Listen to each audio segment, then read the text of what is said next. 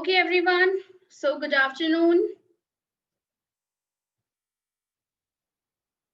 So last lecture में हम लोगों ने एनालिसिस वाला जितना भी पार्ट था population trends related, age wise population and हमारा रूरल अर्बन पॉपुलेशन, ये हम लोगों ने कंप्लीट किया था, राइट? यस। आज अपने को स्टार्ट करना है नेक्स्ट हमारा मोस्ट आईएमपी क्वेश्चन ये चैप्टर का, that is causes of rapid increase in population. ठीक है, so can you tell me कौन से कॉजेस है जिसकी वजह से पॉपुलेशन बढ़ती चली जा रही है? The most two IMP causes, tell me. Low death rate and high birth rate. Very good. Low death rate and high birth rate. Okay.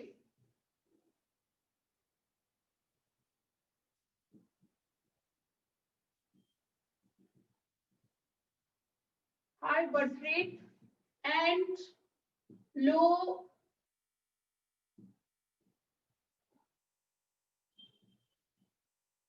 death rate. Okay, fine. तो ये दोनों रीजंस रिस्पॉन्सिबल है और इसके अलावा और भी हम लोग रीजंस देखेंगे, बट इन्हीं के अंदर देखेंगे हम लोग कि भाई हाई बर्थ रेट क्यों है, what are the causes responsible, what are the reasons responsible for the high birth rate, and ऐसे कौन से फैक्टर्स है और ऐसे कौन से रीजंस है जिसकी वजह से डेथ रेट हमारे कंट्री में लो हो गया और ये जो इम्बैलेंस क्रिएट हो गया जिसकी वजह से पॉपुलेशन एक्सप्लोजन हम लोगों को कंट्री में देखने को मिला। ठीक है, बट उससे पहले हम लोग समझते हैं सब meaning of the birth rate and the meaning of death rate. ठीक है, चलो मैं स्टार्ट करती हूँ इंट्रोडक्शन। क्या लिखा है? There are two factors affecting increase in population, that is a birth rate and death rate. So the difference between the birth rate and death rate is the cause of increase in population. In other words, it can be said that high birth rate and low death rate has led to population increase or a population explosion, right? मतलब घुमा फिरा के यही बात की है, ये दोनों पे ही आए हैं इंट्रोडक्शन में भी, सिर्फ खाली कुछ वर्ड्स का चेंज है। अब हम लोग आते हैं मीनिंग ऑफ बर्थ रेट। ठीक है, तो बर्थ रेट की यहाँ पे आपको मीनिंग भी दी हुई है, इवन फॉर्मूला भी दी हुई है। सो डायरेक्टली हम लोग कैलकुलेट कर सकते हैं बर्थ रेट को, और यू नो के सेंसस के टाइम पे ही बर्थ रेट और डेथ रेट कैलकुलेट किया जाता है।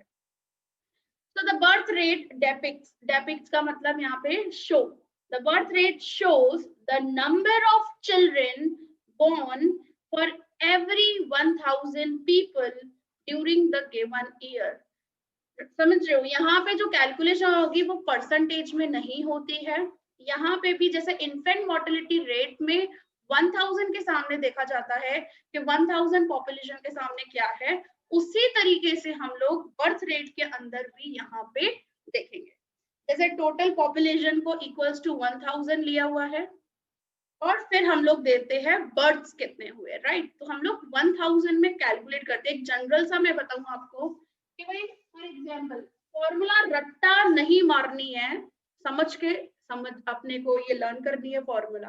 ठीक है, देखो total population equals to 1000, right? तो टोटल पॉपुलेशन में से total births in 1 year, ठीक है, during 1 year कितने हुए equals to how much। ये तरीका हम लोगों को अपनाना है और हम लोगों को फॉर्मूला मिलती है, राइट? तो हम लोग क्या करेंगे, देखो नंबर ऑफ बर्ड्स मतलब ये total birds during 1 year into 1000 divided by total population, आपकी फॉर्मूला आपको मिलेगी। So the number of live birds during a given year upon total population into 1000। So रट्टाफिकेशन मेरे को नहीं चाहिए, भले हम लोगों ने जेंडर रेशियो के अंदर हम लोगों ने, मैंने खुद ने आपको ऐसी फिगर्स लर्न करवाई थी, बट वो फिगर्स थी, राइट? हम लोगों को कंसेप्ट्स कभी भी रट्टा नहीं मारने का, कंसेप्ट हम लोग को समझने का हमेशा। तो यहाँ पे एक फॉर्मूला हमारी क्रिएट होती है, that is number of birds during 1 year divided by total population into 1000. ठीक है, same as it is for the low death rate भी, और ये क्या है हमारी, दिस इज द फॉर्मूला, ठीक है, और ये हमारी क्या है, एज अ मैं बोल सकती हूँ मीनिंग हम लोग पढ़ रहे हैं। तो लो डेथ रेट के अंदर भी डेथ रेट की सबसे पहले मीनिंग जानेंगे। तो क्या आएगा, number of deaths during year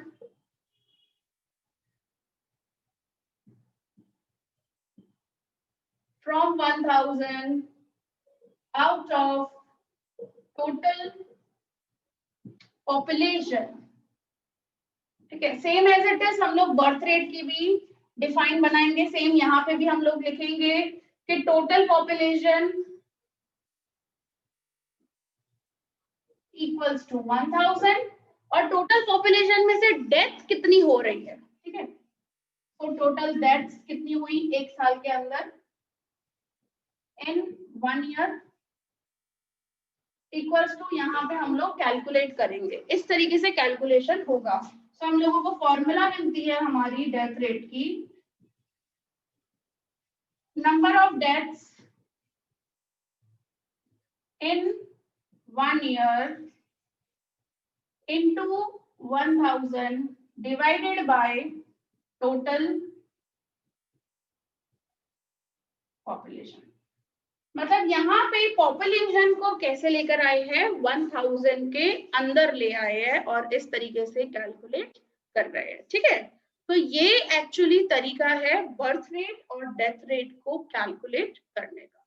तो यहाँ पे आपको डेटा भी दी गई है इवन बर्थ रेट और डेथ रेट रिलेटेड कि 1951 में बर्थ रेट पर 1000 पर्सन्स 1000 के सामने था 39.9।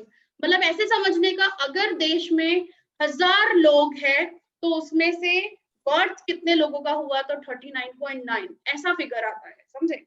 और 2011 की यहाँ पे बताइए डेट इज 21.8। तो ये फिगर याद करना जरूरी है। हाँ, 1951 में 39.9 बर्थ रेट, ठीक है, और 2011 में 21.8 बर्थ रेट हमारा। ठीक है, तो ये वाली जो फिगर है ना 21.8, ये पूछते हैं एमसीक्यू के अंदर। कौन सी फिगर पूछते हैं, मेरे हिसाब से 39.9 बहुत कम, बहुत रेयर, बट 21.8 तो आपको मिलेगी मिलेगी ये फिगर, कि भाई ये बर्थ रेट की फिगर आपको 2011 के अकॉर्डिंग याद करनी ही है। ठीक है, तो ये बर्थ रेट है आउट ऑफ 1000 पीपल। ठीक है, सो यहाँ पे आपको डेटा दी हुई है ये, और इवन डेथ रेट की आपको डेटा दी है। तो हम लोग अगर डेथ रेट रिलेटेड बात करें, थोड़ा मैं नीचे कर देती हूँ, 1951 1000 के सामने 27.4 डेथ हो रही थी भाई। तो आउट ऑफ 1000 27.4, और 2011 में आउट ऑफ 1000 7.1, राइट। अब आपको दिख रहा होगा कि डेथ रेट भी लो तो हुआ है, अगर हम लोग कंपैरिजन कर रहे हैं 1951 और 2000 तो कम तो हुआ है। इवन यहाँ पे अगर आप कंपैरिजन कर रहे हो तो यहाँ पे भी आपको क्या हो रहा है, बर्थ रेट भी इवन कम मिल रहा है। लेकिन मुझे बताओ, बर्थ रेट है 21.8 और डेथ रेट है 7.1, तो पॉपुलेशन बढ़ेगी ना यार, ये इम्बैलेंस ही हुआ ना, सिंपल सी बात है ये तो। ठीक है, तो यहाँ पे जस्ट आपको यही चीज बताई है, मीनिंग देन डेटा, और उसी का क्या है एक्सप्लेनेशन कि बर्थ रेट क्यों है। तो यहाँ पे एनालिसिस मैं पढ़ती हूँ कि एनालिसिस बर्थ रेट का यहाँ पे क्या दिया हुआ है। In 1951, the extent of birth rate in India was 39.9, which decreased to 21.8, means कितना difference आया 18.1 जितना in 2011, which shows a slow reduction in the birth rate.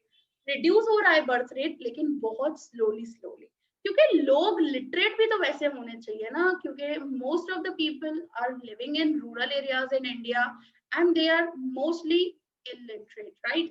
So धीरे धीरे अभी awareness और ये सब कुछ create हुई है, जिसकी वजह से birth rate down हुआ है और स्लोली कम हुआ है, ज्यादा बहुत तेजी से नहीं। तो रीजंस क्या है? Because even nowadays India is actually the male dominated nation. लड़के तो चाहिए, चाहे 3 लड़कियां हो जाए, लेकिन तो भी एक ऐसा होप सा होता है कि यार एक बेटा तो होना चाहिए, क्योंकि जो आगे हमारी जनरेशन को ले जाए। तो हम लोग ऐसा सब हमारे इंडिया में अभी भी ये सब चीजें हैं। So preference for male child, low level of education, low income levels, because generally rural people believing that their child like a asset, it's just like a asset, कि हाँ भाई वो ऐसा ट्रीट करते हैं कि भाई जितने ज्यादा बच्चे होंगे। इवन आज भी मेरे आसपास एरिया में ऐसे कुछ ऐसे छोटे छोटे स्लम्स है, और मेरे जो आसपास का एरिया है उससे थोड़ा ही हम लोग आगे जाते हैं, वहां पे भी ऐसा है। बहुत सारे ऐसे स्लम्स है जहाँ पे आज भी हम, मुझे तो देखने को मिलता है क्योंकि मैंने देखा हुआ है वो सारी चीजें, कि आज भी इवन उनकी साइकोलॉजी, कितना भी अर्बन एरिया में रह लो, कितना भी डेवलपमेंट अर्बन एरिया को कर लो या कुछ भी, तो भी आपको ऐसी साइकोलॉजी वाले, ऐसे कल्चर वाले, ऑर्थोडॉक्स वाले लोग आपको मिलते ही है, दिखते ही है आपको आंखों के सामने। तो उनको 4-4, 6-6 बच्चे आज भी है। उनको मैं बोलूं ना तो ये ऊपर वाला तो उनका खाली ही है, ऐसा समझ लो। दे हैव नो सेंस, बिल्कुल भी थोड़ा सा भी नहीं है सेंस। मैं ऐसा बिलीव करती हूँ जनरली, और आई थिंक सो आप लोग भी ऐसा बिलीव करते होंगे, है ना? लगता है ना आप लोगों को भी यार कि यार ये क्या है? वो लोग समझने के लिए कुछ तैयार ही नहीं है, क्योंकि उनको कुछ समझ में ही नहीं आता है।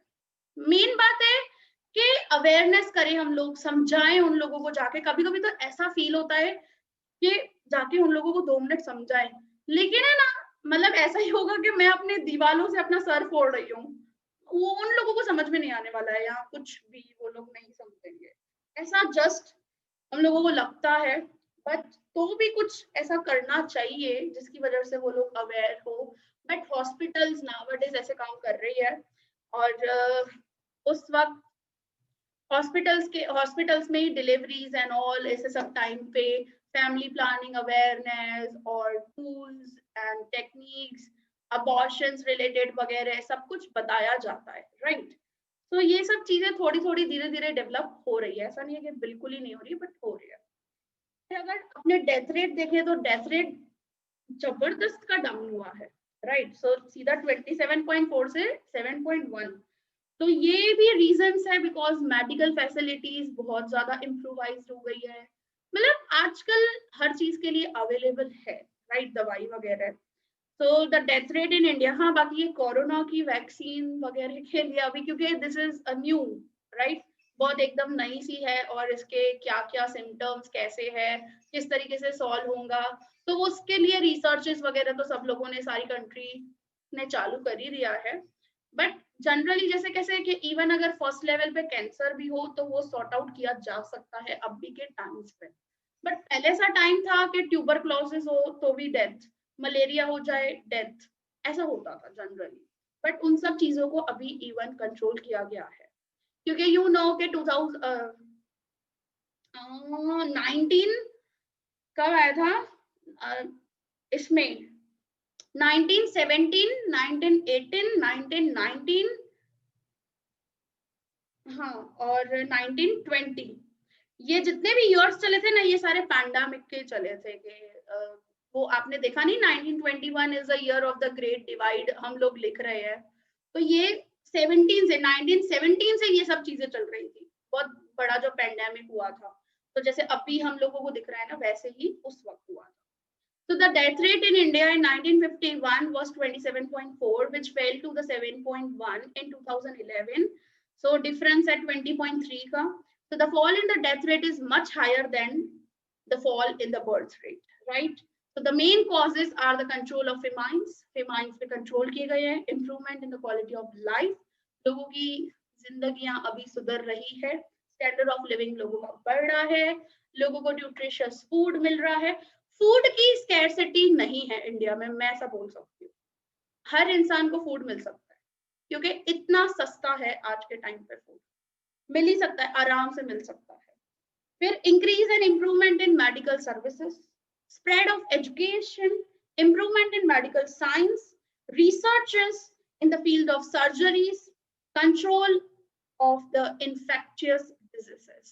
So जैसे ये बीमारियां कैसे पहले के टाइम पे फैलती थी, वो कम्युनिकेबल वाली जो डिजीजेस होती है, तो ऐसी सब चीजों पे कंट्रोल किया गया है, तभी इतना डेथ रेट क्या हुआ है, डाउन हुआ है, ठीक है।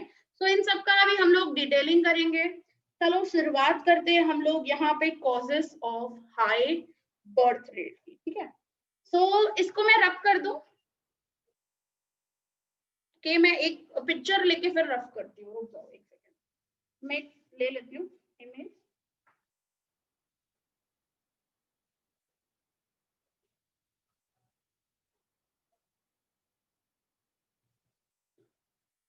ओके रुक जाओ, मैं इसको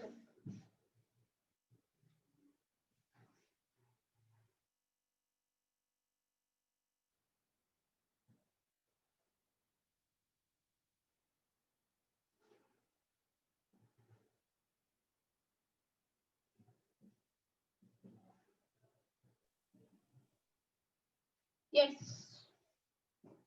अब हम लोग बात करेंगे सिर्फ किसके ऊपर, हाई बर्थ रेट पे, right.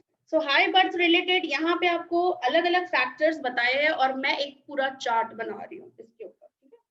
So causes of high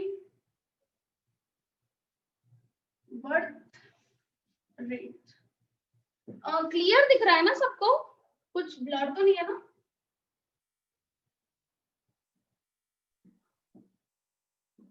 yes, clear है everyone? Yes ma'am. Yes, ma'am. Yes ma'am.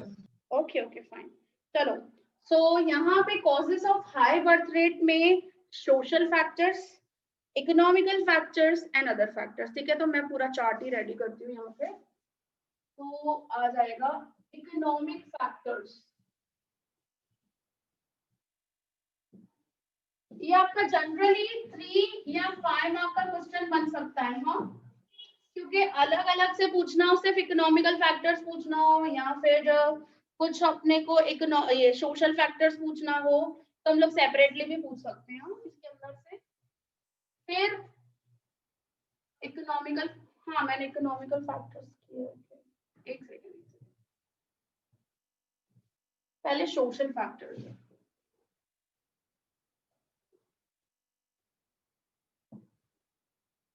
Economic factors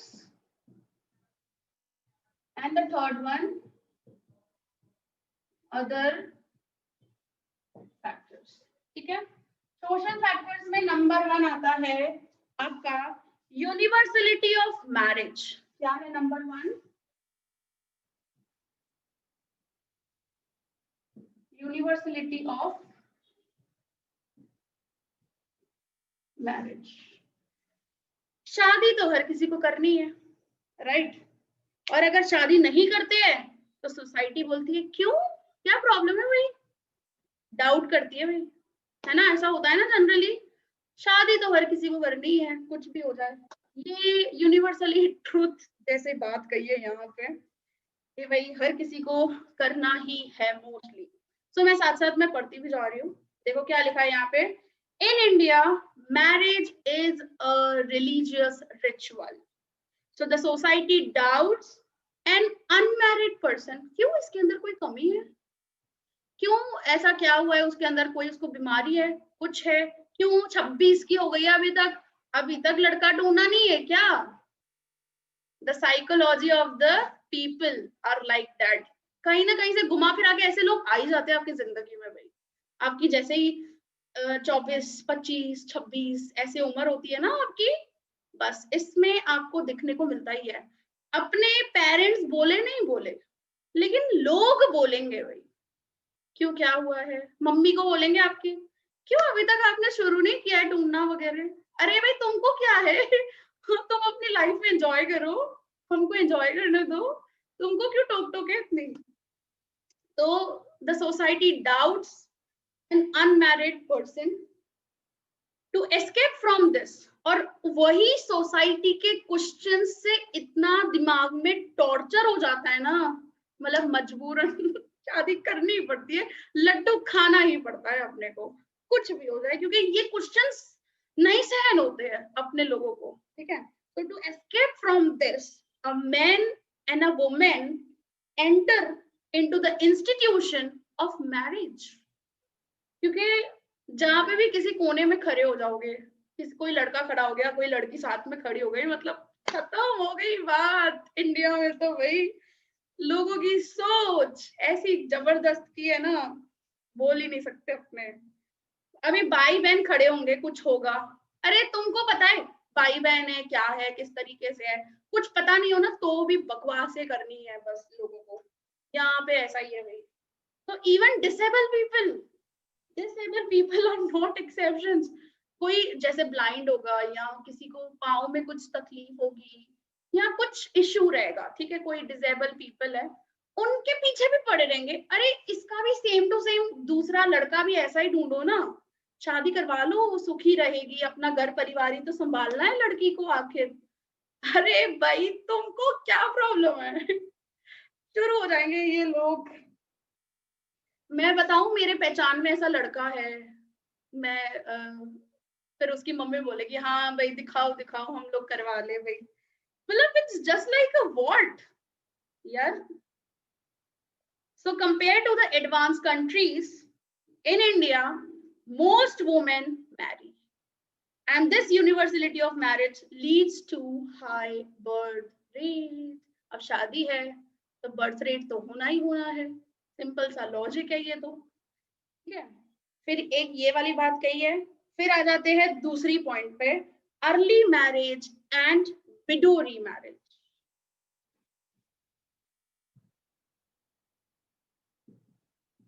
early marriage and window remarriage. देखो बीकॉम किया, चलो भाई लड़का ढूंढना शुरू करो, लड़की बड़ी हो गई है, अरे भाई क्या है, अभी तक तो दुनियादारी देखी नहीं, अक्कल आई नहीं, सीख लोगी तुम अपने ससुराल जाके ऐसा सब चीजें सुनते होंगे आप लोग भी, आई थिंक सो, मैंने तो ये सब चीजें एक्सपीरियंस की है। हम लोग देखते ही है ये सब चीजें, और हमारे इंडिया में तो गांव वगैरह में तो 15 साल की लड़की हुई नहीं, चलो भाई शादी करवा दो, वो डबाड़ी में चाइल्ड मैरिज आज भी होती है, बताओ।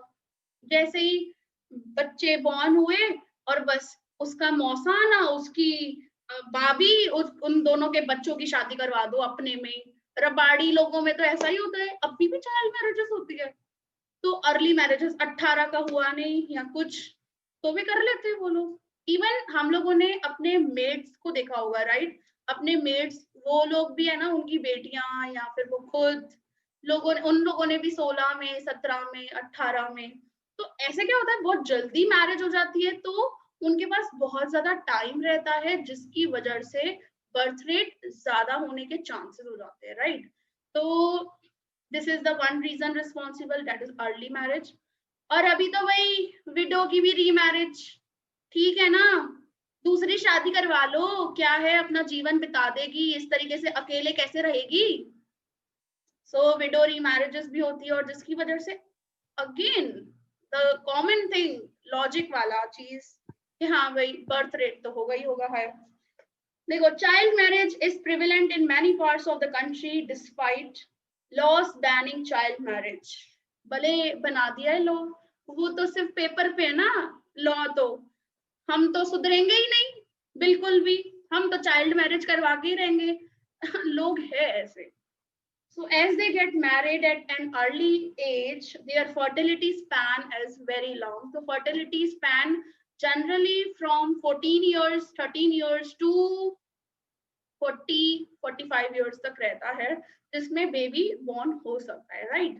तो वुमेन के अंदर इतनी पोटेंशियलिटी इस लाइफ स्पैन तक होती है, इतना टाइम पीरियड होता है उसके पास। तो जितनी जल्दी शादी होगी उतना जल्दी बेबी बॉर्न होने के चांसेस ज्यादा हो जाते हैं। So this results in the birth of the more children. So the Widow Remarriage Act in India, which has been supported by many, and thus widow remarriage, तो विडो रीमैरिज और ये जो सिस्टम था सती प्रथा एंड ऑल, इन सबको तो राजा Ram Mohan Roy, William Bentinck और इन लोगों ने बंद करवा दिया हुआ था। तो विडो रीमैरिजेस होने लगी। नहीं तो आपको भी पता है कि पहले क्या होता था, सती लोगों मतलब ये सती प्रथा चलती थी और ये विडो साथ होता था पूरी जिंदगी पर, उनको वही वाइट कपड़ों में, वही जहाँ पे सब विडोज रहती है वहीं पे रहना पड़ता था। बट आजकल ऐसा कुछ नहीं रहा है, अभी थोड़ा लोग मॉडर्न हो गए हैं, लोग फॉरवर्ड हो गए हैं और ऐसी ऐसी बातें लिखते हैं। बताओ, फॉरवर्ड होने के बावजूद ऐसी सेंस नहीं है, जिसकी वजह से family awareness, family planning awareness नहीं है भाई, और अपने आप को बोलते हैं हम लोग मॉडर्न हो गए हैं भाई। So the Widow Remarriage Act in India, which has been supported by many, and thus widow remarriage has become common, and therefore it has resulted in high birth rate. Okay. So फिर third thing आ जाता है, that is preference for male child. Preference for male child. Because India is a male dominated nation.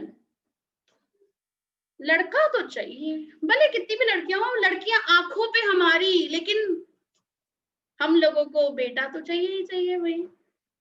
हमारा खानदान आगे कैसे बढ़ेगा? सो हमारे को बुढ़ापे में कौन काम आएगा? हमारा बेटा ही तो काम आएगा भाई। लोग ऐसा सोचते हैं। Indian society is a male dominated and more importance is given to son rather than daughters for the following three reasons. It is believed that there is a hell named Pooh and the son's birth can stop them from reaching this hell. देखो कितनी फालतू चीज लिखी है यहाँ पे। ऐसा लगता है लोगों को कि वो लगता है कि कोई ऐसा नर्क है और माँ बापों को ऐसे नर्क में जाने से बचाएगा। मतलब एक जस्ट यहाँ पे बताया है कि इट्स अ हेल नेम पू, मतलब ऐसे जस्ट बताया हुआ है कि भाई सन का अगर बर्थ होता है, बेटे का अगर जन्म होता है, तो हम लोग नर्क में जाने से बचेंगे भाई। अरे कुछ भी मतलब। फिर बताया फॉर प्रोक्रिएशन, हाँ फॉर प्रोक्रिएशन मतलब खानदान, जनरेशन आगे बढ़ाना है भाई, वो चीज। और थर्ड वाली चीज बताइए to support them financially during old age. हम बुढ़ापे में किसके सहारे रहेंगे भाई? हमारे को तो श्रवण ही चाहिए, हमारा बेटा। तो भाई ऐसे श्रवण जैसे बेटे पैदा भी तो होने चाहिए ना आजकल के टाइम पे। ऐसा थोड़ी है कि भाई हर बेटा अपने माँ बाप को अपने साथ रखेगा ये आजकल के टाइम पे। तो लोग क्योंकि मॉडर्न हो गए ना, फॉरवर्ड हो गए, कौन रहना पसंद करता है अपने माँ बापों के साथ आजकल के टाइम पे? So they are like that. But बच्चे भी ऐसे हैं, एक्सपेक्टेशंस तो रखनी नहीं चाहिए, और प्लस लोग जो माँ बाप है इस तरीके से सोचते हैं भाई हम लोग किससे उम्मीद रखेंगे, किससे आशा रखेंगे? हम अपने बच्चों में से तो आशा रखेंगे, और फिर उनके आशाओं पे पानी फिर जाता है आजकल। जो बच्चे जिस तरीके से बिहेव करते हैं और सब कुछ, तुम लोग ऐसा नहीं करना भाई, तुम अपने माँ बापों को रखना अपने साथ। So due to these three reasons, family gives birth to more children, expecting a son, and in the process, their family size become large. एक चीज मैं आपको बताऊं, मुझे तो ये समझ में नहीं आता है, ये जो घर में दादियां होती है और ये यहाँ पर दादियां, पहले के टाइम पे ऐसा होता था ना, बहुत सारा जनरेशन टू जनरेशन ऐसा होता था। तो दादियां जो होती है वो खुद तो वुमेन है और मांगती बेटा है भाई, बहू को, मेरी बहू को तो बेटा ही होना चाहिए। अरे भाई कुछ भी हो ना, बेटी हो या बेटा हो, क्या फर्क पड़ता है? दोनों बच्चा तो बच्चा ही होता है, इसमें क्या लड़का लड़की, तुम्हारा खानदान। आजकल लड़कियां भी कोई कम नहीं है, या जो भी गर्ल हो बॉय हो, व्हाटएवर इट इज यार, दोनों के लिए दोनों सेम इक्वल है आजकल के टाइम पे। ऐसा थोड़ी है कुछ भी। अरे खुद वुमेन होके और बोलती है कि मुझे तो बेटा ही चाहिए या फिर मेरी बहू को तो बेटा ही चाहिए। ऐसे लोग भी है, आपने देखे होंगे, आई थिंक सो। देखिए आप लोगों ने, just raise your hand please, जिसने भी ऐसा सुना है या फिर कभी देखा है। Yes, okay. अरे खुद वुमेन होके, भाई तेरा जन्म नहीं होता तो तेरे माँ बापों ने इस तरीके से बोला होता तो मेरे को तो उस चीज पे समझ में नहीं आता है, ऐसा कैसे। ये भी है इंडियन सोसाइटी, हमारे यहाँ पे कोई कंपैरिजन नहीं है किसी चीज का यार, बड़ी जबरदस्त है, जबरदस्त एकदम। फिर है जॉइंट फैमिली सिस्टम। हाँ भाई, जॉइंट फैमिली में तो बच्चे कैसे पल जाते हैं पता ही नहीं चलता है, इसलिए बच्चे करते जाओ। तो जॉइंट फैमिली